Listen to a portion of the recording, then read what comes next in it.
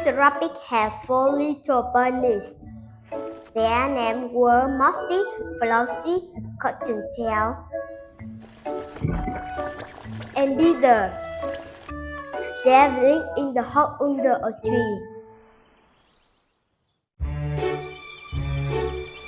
One day, Mr. Rabbit says, "We need bread.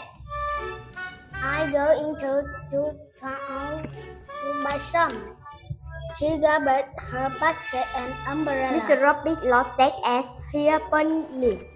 "I will be back soon. Can we go outside?" "Yes."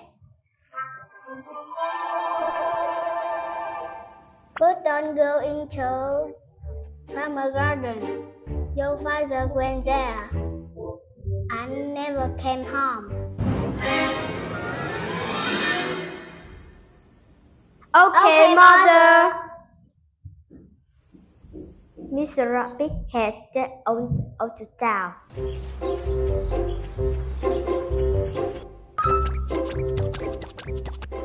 Their bunny put on the and taking a shoes.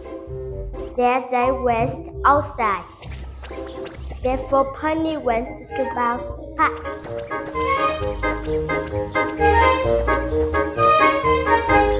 "Look over there.